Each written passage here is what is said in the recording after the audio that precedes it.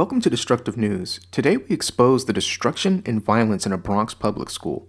This week we have a fatal stabbing originally written off as an isolated event by a deranged student. The school week is over and more details and statements have been released. So let's check out the news story and see if we can point out the subtly exposed destructive problem not only in this school, but in the Bronx community. When asked if he was picked on, Abel Cedeno replied, yeah, before detectives escorted him into a car ahead of his arraignment expected today. The 18-year-old now charged with murder for allegedly using this switchblade to stab two of his classmates. Students identified one of the victims as 16-year-old Ariane LeBoy, now in critical condition. The other, LeBoy's close friend, 15-year-old Matthew McCree, who was killed. He was a really fun person. All he do is chill. It was so scary.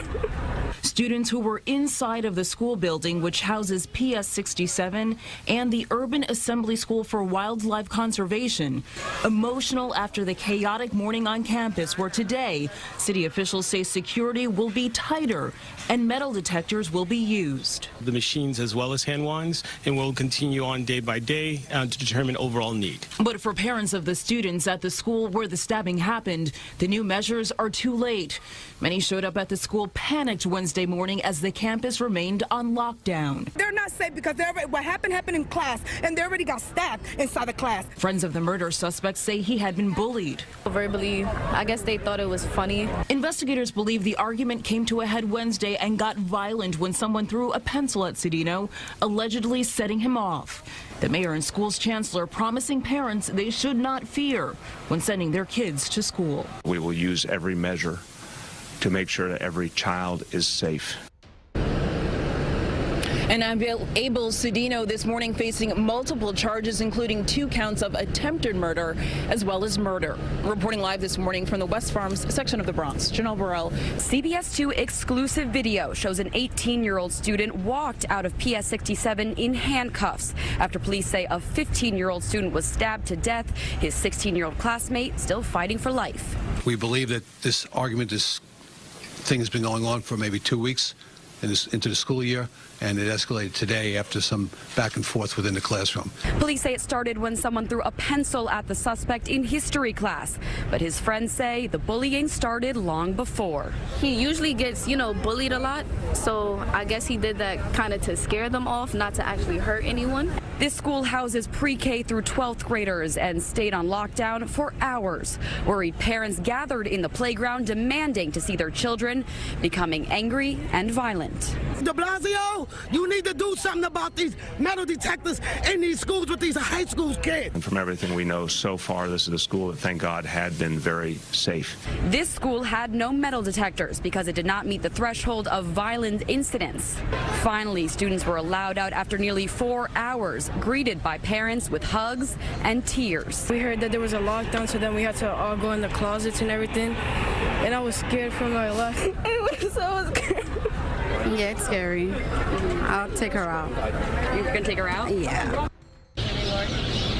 Police sources tell us that the suspect admitted to buying that 3-inch spring-loaded switchblade online.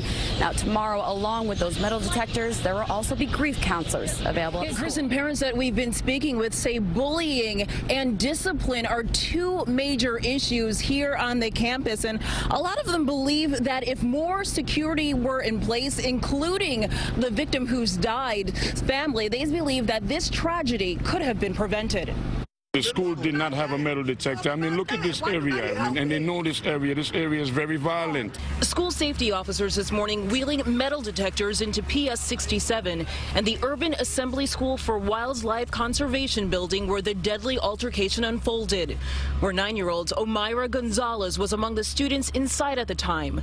She's in the 3rd grade. I'm kind of nervous. And after what happened yesterday, how are you feeling going back today? Pretty scared.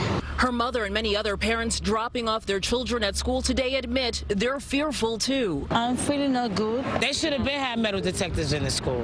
They shouldn't have waited for somebody to die to put them in. 18-year-old Abel Cedeno now charged with murder, accused of stabbing and critically wounding 16-year-old Ariane LeBoy and using this same knife to kill LeBoy's close friend, 15-year-old Matthew McCree.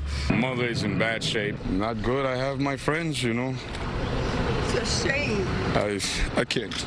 Investigators say Cedeno had been bullied by other students since the beginning of the school year. But they say Wednesday, LeBoy and McCree were sitting behind him in class and started throwing pencils at him. Sources tell CBS 2 that Cedeno left and went to the bathroom and came back. The pencils continued flying. Words were exchanged. A fight ensued between him and McCree, with Cedeno plunging the knife at McCree. They say LeBoy jumped in trying to intervene, the commotion triggering a full school lockdown. We got on a lockdown, we got back to the closets, and we just waited until it finished. Mayor de Blasio and school's chancellor Carmen Farina visiting the school today, where grief counselors are being made available, and where many parents are raising concerns about the building, home to 2 schools with kids from pre-K all the way through 12th grade. Junior high school shouldn't even be mixed with high school kids. Little kids, pre-K, first grade, second grade. Sometimes they fight a lot and there's a lot of kids around and they don't respect the little kid. Some families say bullying and lack of discipline for students is a widespread problem on the campus. And now after the classroom murder, they're thinking of finding new schools for their kids. This shouldn't have happened at all. This shouldn't have happened. And police say Cedeno bought that pocket knife online a couple of weeks ago. They say he has no prior arrest. He was sent back to jail where we're told this afternoon he is on suicide watch. Reporting live from the West Farms section of the Bronx, Janelle Burrell, CBS 2 News. Janelle. The Bronx may need a destructive environment report, but for now, let's just look at the important specs. 1.4 million people in almost 50-50 split of black and white population, with half of that pie having Hispanic or Latino origin. That stat makes the Bronx a chocolate city, and that means crime, poverty, and destruction for all. Be on the lookout for part 2 and the DER on the Bronx and how its chocolate city status leads to the destruction you see on the news there.